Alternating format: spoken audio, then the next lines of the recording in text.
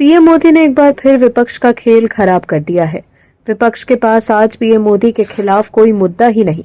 यही वजह है कि विपक्ष के लोग भ्रामक दावों के जरिए सरकार और बीजेपी को बदनाम करने की कोशिश कर रहे हैं। लेकिन पीएम मोदी दिन रात देश हित में काम करते हैं।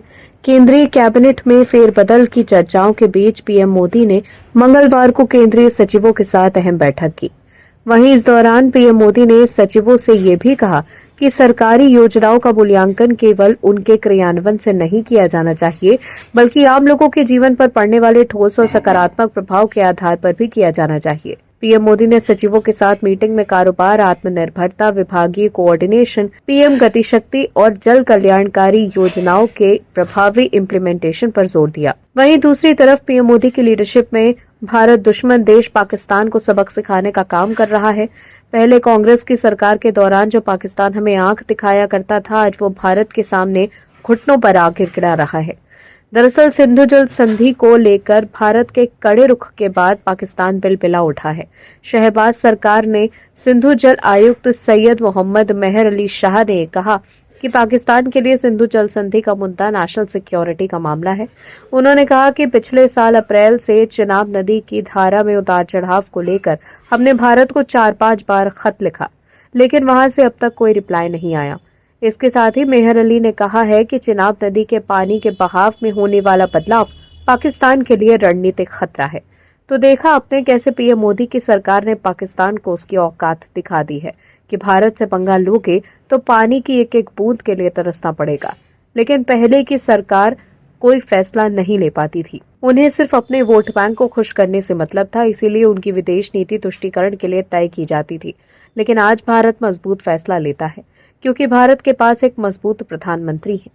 वहीं आप दर्शक भी मानते हैं कि पीएम मोदी के हाथों में ही देश सुरक्षित है, तो कमेंट में यस और वी सपोर्ट पीएम मोदी जरूर लिखे, ताकि विपक्ष को ये साफ संदेश जा सके कि देश के लोग पीएम के साथ खड़े हैं। इस खबर में आगे बताएंगे आपको सब कुछ डिटेल में कि कैसे विपक्ष मुश्किल में फंस गया है और कैसे कांग्रेस हो गई है एक्सपोज।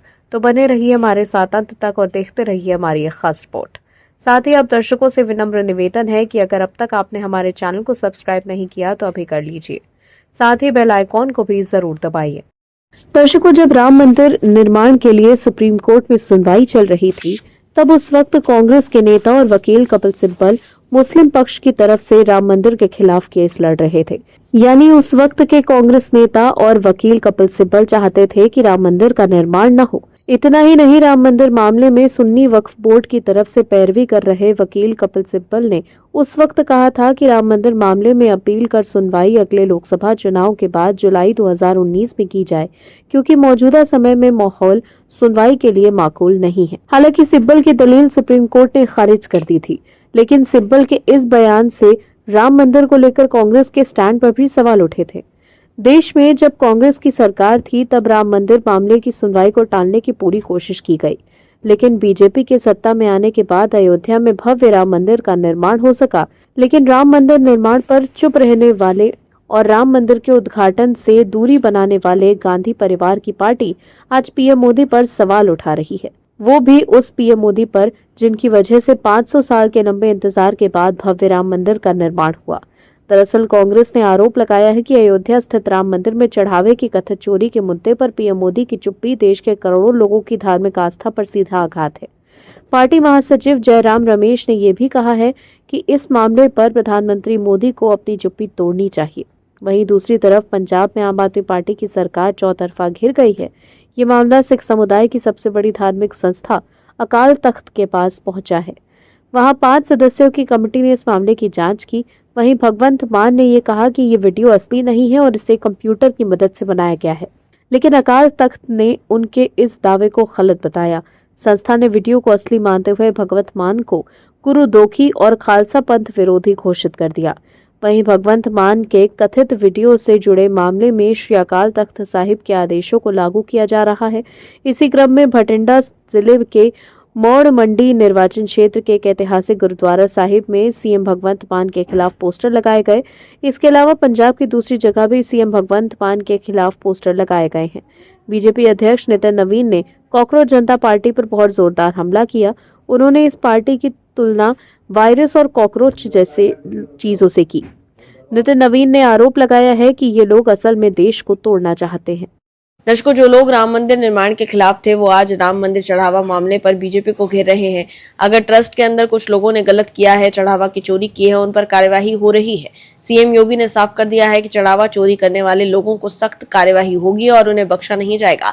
लेकिन अयोध्या राम मंदिर चढ़ावा चोरी से शुरू हुआ विवाद थमने का नाम नहीं ले रहा। बीजेपी जहां एक तरफ मामले में सफाई देने में लगी है, तो वहीं विपक्ष पीएम मोदी के नेतृत्व वाली बीजेपी सरकार पर लगातार निशाना साध रहा है। इसी कड़ी में कांग्रेस ने एक बार फिर बीजेपी पर जोरदार हमला बोला है। कांग्रेस ने अपने आधिकारिक एक्स अकाउंट पर एआईसीसी की social media chairperson Supriya Shrinate का वीडियो पोस्ट करते हुए लिखा कि इन दिनों लोगों को व्हाट्सएप पर एक खुट्टी पिलाई जा रही है कि राम जी सब देख लेंगे, भगवान राम का मामला है, खुद ही देख लेंगे, विपक्ष को क्या जरूरत है उठाने की। सुप्रिया श्रीनेत ने कहा कि ये व्हाट्सएप फॉरवर्ड वैसे तो बीजेपी जो हिंदुओं में आक्रोश है, जो हिंदुओं में गुस्सा है, उसको शांत करने के लिए भेज रही है, लेकिन ये सच है, एक ही सच वो बोल रहे हैं, भगवान राम सब देख लेंगे। भगवान राम ने देखा, आपको 2024 में अयोध्या नगरी हराया, आपको सबक सीखने का मौका दिया, आपने सबक नहीं सीखा। वहीं एक्स पर पोस्ट कर सुप्रिया श्रीनेत ने लिखा कि राम मंदिर भूमि पूजन किसने किया? मोदी। राम मंदिर उद्घाटन किसने किया? मोदी। राम मंदिर में प्राण प्रतिष्ठा किसने की? मोदी। राम मंदिर में ध्वजारोहण किसने किया? मोदी। राम मंदिर ट्रस्ट किसने बनवाया? मोदी। सारा क्रेडिट मोदी लेंगे, फिर चंदा चोरी पर चुप्पी क्यों? वहीं एक दूसरे पोस्ट में सुप्रिया श्रीनेत ने लिखा कि श्री राम जन्मभूमि तीर्थ क्षेत्र ट्रस्ट की घोषणा 2020 में नरेंद्र मोदी ने की थी। चुन चुनकर आरएसएस से जुड़े अपने दुलारे भरे थे, ट्रस्ट को आरटीआई से बाहर किया, ट्रस्ट के सामने प्रभु राम का दरबार लुटा, ट्रस्ट की कोई विश्वसनीयता नहीं बची, तत्काल भंग होना चाहिए। इसके अलावा भी एक्स पर पोस्ट कर सुप्रिया ने बीजेपी और आरएसएस पर निशाना साधा है। वहीं कांग्रेस के नेता पवन खेड़ा भी इस मामले पर बीजेपी को घेर रहे हैं। कांग्रेस के राष्ट्रीय मीडिया और प्रचार विभाग के अध्यक्ष पवन खेड़ा ने कहा कि भगवान राम के नाम पर भ्रष्टाचार स्वीकार नहीं किया जा सकता। पवन खेड़ा ने यह भी कहा कि पूरा राम मंदिर ट्रस्ट एक ऐसा प्रयोग था जो आरएसएस का था और उनकी निगरानी में था। इसकी गतिविधियों पर प्रधानमंत्री कार्यालय की भी नजर रही है। इसके अलावा अखिलेश यादव भी इस मामले पर जमकर राजनीतिक बयानबाजी कर रहे हैं। दर्शकों, चंदा चोरी के इस खेल से बीजेपी असहज तो है, लेकिन ये भी कह रही है कि कोई बचेगा नहीं। बीजेपी जानती है कि ये पिच हमेशा से उसकी रही है, धर्म मंदिर हिंदू। इस पिच पर अब तक बीजेपी सबको मात देती रही है, तो फिर कांग्रेस के नेता और अखिलेश कहां बच पाते?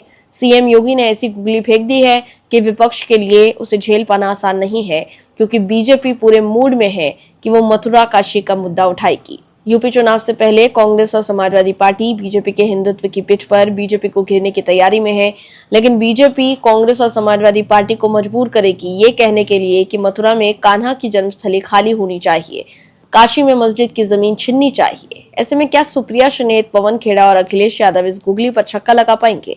दरअसल सीएम योगी ने अखिलेश और विपक्ष को सीधी चुनौती दे डाली है कि अगर उनमें सचमुच खुद को धार्मिक कहलाने की हिम्मत है तो वो मथुरा और श्री कृष्ण जन्मभूमि के मुद्दे पर भी खुलकर बोले। ऐसे में सवाल है कि जो सुप्रिया श्रीनेत, पवन खेड़ा और अखिलेश यादव राम मंदिर पर बीजेपी को घेर रहे हैं, पीएम मोदी और सीएम योगी पर निशाना साध रहे हैं, वो क्या मथुरा और श्री कृष्ण जन्मभूमि के मुद्दे पर भी खुलकर बोलेंगे?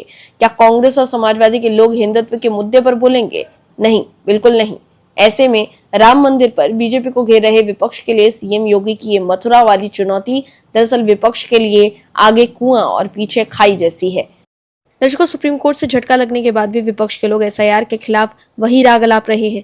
दरअसल एसआईआर को लेकर चुनाव आयोग और केंद्र सरकार पर इंडिया गठबंधन लगातार निशाना साध रहा है। अब इंडिया गठबंधन ने इस फैसले के खिलाफ बड़ा फैसला लिया है। एसआईआर और वोट की लूट के आरोप और चुनाव में कथित धांधली को लेकर विपक्षी दलों ने भारत के चीफ जस्टिस सूर्यकांत को पत्र लिखा है। कांग्रेस सांसद जयराम रमेश ने सोशल मीडिया एक्स पर पोस्ट कर इसकी जानकारी दी है। कांग्रेस सांसद जयराम रमेश ने एक्स पर पोस्ट कर लिखा कि 8 जून 2026 को हुई इंडिया गठबंधन की बैठक में 21 राजनीतिक दलों और एक निर्दलीय उम्मीदवार ने हिस्सा लिया था। बैठक में मुख्य न्यायाधीश को एक जॉइंट लेटर भेजने का फैसला लिया गया है। इस लेटर को भेजने का मकसद चुनाव आयोग की एसआईआर प्रक्रिया और चुनाव से जुड़े अन्य मुद्दों की तरफ ध्यान आकर्षित करना था। जयराम रमेश ने आगे लिखा कि इसी फैसले के तहत 30 जून को मुख्य न्यायाधीश को एक संयुक्त पत्र भेज दिया गया है, जिस पर अब 23 राजनीतिक दलों और एक निर्दलीय उम्मीदवार के हस्ताक्षर है। विपक्ष के सभी दल एकजुटता, एकता और प्रतिरोध की भावना के साथ मजबूती से एक साथ खड़े हैं। दर्शकों आपको बता दें कि 8 जून 2026 को इंडी गठबंधन की नई दिल्ली के कॉन्स्टिट्यूशन क्लब में बैठक हुई थी। वहीं इस मीटिंग में 21 राजनीतिक दलों को एक निर्दलीय सदस्य ने हिस्सा लिया। इसमें चुनाव आयोग की एसआईआर प्रक्रिया और चुनाव से संबंधित अन्य मुद्दों पर भारत के मुख्य न्यायाधीश को संयुक्त पत्र लिखने का फैसला लिया गया था। इसी के तहत मंगलवार को ये ज्वाइंट लेटर सीजेआई को भेज दिया गया है। दर्शकों, एसआईआर पर विपक्ष को सुप्रीम कोर्ट से झटका लग चुका है। हाल ही में सुप्रीम कोर्ट ने भारत निर्वाचन आयोग के उस फैसले को सही ठहराया है जिसके तहत बिहार में मतदाता सूचियों का विशेष गहन पुनरीक्षण शुरू किया गया था। मुख्य न्यायाधीश सूर्यकांत की अध्यक्षता वाली एक पीठ ने यह फैसला दिया है कि एसआईआर प्रक्रिया को केवल इसलिए अल्ट्रा वायर्स यानी अवैध करार देकर रद्द नहीं किया जा सकता क्योंकि ये मतदाता सूचियों के संशोधन की सामान्य प्रक्रिया से अलग है। शीर्ष अदालत ने एसआईआर को एक वैध और संवैधानिक प्रक्रिया करार दिया है। अदालत ने कहा कि ये प्रक्रिया कानूनी रूप से मान्य है। ऐसे में सुप्रीम कोर्ट ने राहुल गांधी और विपक्ष के हाथ से एसआईआर का मुद्दा ही छीन लिया है, जिसके बाद अब लेटर के जरिए विपक्ष के लोग सियासी माहौल बनाने की कोशिश कर रहे हैं। दर्शकों, विपक्ष के लोग एसआईआर पर सवाल उठा रहे हैं, लेकिन वो एसआईआर के खिलाफ अब तक एक भी सबूत नहीं दे पाए हैं। कपिल सिब्बल और अभिषेक मनु सिंघवी ने एसआईआर के खिलाफ सुप्रीम कोर्ट में कुछ दलीलें दी थी, लेकिन वो कोई सबूत नहीं दे पाए, जैसा वो आरोप लगाते हैं। दर्शकों, आरोप लगाना एक बात है, लेकिन कोर्ट में सबूत के साथ और तथ्यों के साथ बात करना दूसरी बात है, जिसमें अक्सर विपक्ष मात खा जाता है क्योंकि विपक्ष के पास एसआईआर और वोट चोरी या चुनाव में कथित धांधली को लेकर कोई सबूत ही नहीं है। हार के बाद हार पर मंथन करने की जगह विपक्ष के लोग और खासकर राहुल गांधी कभी एसआईआर का रोना रोते हैं तो कभी वोट चोरी का। लेकिन जब चुनाव आयोग ने कहा कि वोट चोरी को लेकर सबूत दीजिए, हलफनामा दीजिए, तब राहुल गांधी पीछे हट गए। अगर वाकई विपक्ष या राहुल गांधी के पास एसआईआर चुनाव चोरी को लेकर कोई सबूत है तो वो चुनाव आयोग को हलफनामा क्यों नहीं देते हैं? क्यों राहुल गांधी सबूत लेकर सुप्रीम कोर्ट नहीं जा रहे? विपक्ष के दल भारत के चीफ जस्टिस सूर्यकांत को पत्र लिख सकते हैं, तो सबूत लेकर चीफ जस्टिस के पास क्यों नहीं जाते हैं? ये बड़ा सवाल है। लेकिन दर्शकों, अगर कोई सबूत होगा तब तो विपक्ष के लोग सबूत लेकर जाएंगे। यहाँ तो विपक्ष के पास कोई भी सबूत ही नहीं है। वो सिर्फ भ्रामक दावों के जरिए देश के लोगों और अपने समर्थकों को गुमराह करने की कोशिश कर रहे हैं ताकि हार के बाद उनके समर्थक उन पर सवाल ना उठाएं। लेकिन अगर इसी तरह विपक्ष के लोग, खासकर राहुल गांधी, हार के बाद हार पर मंथन और विश्लेषण करने के बजाय सिर्फ एसआईआर और चुनाव चोरी पर ठीकरा फोड़ते रहे तो बीजेपी को हरा पाना विपक्ष के लिए नामुमकिन जैसा हो सकता है। बेअदबी कानून को लेकर अकाल तख्त में बड़ी पेशी चल रही है। बेअदबी कानून के मुद्दे पर पंजाब के सिख विधायक और सिख मंत्री अकाल तख्त के सामने पेश हुए। पिछले दिनों धार्मिक ग्रंथों के अपमान के खिलाफ बड़े कानून को लेकर सिख संस्थाओं की आपत्ति के बाद अकाल तख्त ने विधायकों और मंत्रियों को तलब किया था। उनका दावा है कि ये कानून सिख समाज के बिना परामर्श के लाया गया है। वहीं वायरल वीडियो को लेकर भी भगवंत मान सवालों के घेरे में है। भगवंत मान के वायरल वीडियो विवाद ने पंजाब में एक बड़ा धार्मिक और राजनीतिक टकराव पैदा कर दिया है, जिसमें अकाल तख्त और पंजाब सरकार आमने सामने है। यह मामला सरकार द्वारा हाल ही में पारित किए गए धार्मिक अपमान विरोधी सख्त कानून की विश्वसनीयता पर भी गंभीर सवाल खड़े करता है। वहीं अरविंद केजरीवाल और संजय सिंह राम मंदिर के मुद्दे पर बीजेपी को घेरने की कोशिश कर रहे हैं। कांग्रेस के साथ मिलकर एसआईआर के खिलाफ अरविंद केजरीवाल ने बीजेपी और चुनाव आयोग को घेरने की कोशिश की है, लेकिन कांग्रेस ने अरविंद केजरीवाल को लेकर बड़ा दावा कर दिया है। दर्शकों, एसआईआर यानी स्पेशल इंटेंसिव रिवीजन के मुद्दे पर विपक्षी इंडी गठबंधन को फिर से एकजुट होने का मौका मिल गया है। एसआईआर प्रक्रिया पर विपक्षी दलों ने अपनी चिंताओं को लेकर भारत के चीफ जस्टिस सीजेआई सूर्यकांत को मंगलवार को एक चिट्ठी लिखी है, जिस पर आम आदमी पार्टी और डीएमके ने भी हस्ताक्षर किए हैं। एसआईआर की प्रक्रिया पर अभी तक सुप्रीम कोर्ट में विपक्ष, खासकर ममता बनर्जी की अगुवाई वाली टीएमसी को कई बार झटका लग चुका है, लेकिन इस बार सीजेआई को चिट्ठी लिखने के मामले में वो फिर से एक साथ आ गए हैं। 2024 के लोकसभा चुनाव के बाद आम आदमी पार्टी ने कांग्रेस पर आरोप लगाकर 2025 में इंडी गठबंधन से किनारा कर लिया था। हाल ही में विपक्षी इंडी गठबंधन की बैठक हुई थी, उसमें भी आम आदमी पार्टी ने दूरी बना ली थी, लेकिन अब एसआईआर के मुद्दे पर आम आदमी पार्टी कांग्रेस के साथ आ गई है। दूसरी तरफ कांग्रेस ने केजरीवाल पर बड़ा निशाना साध दिया है।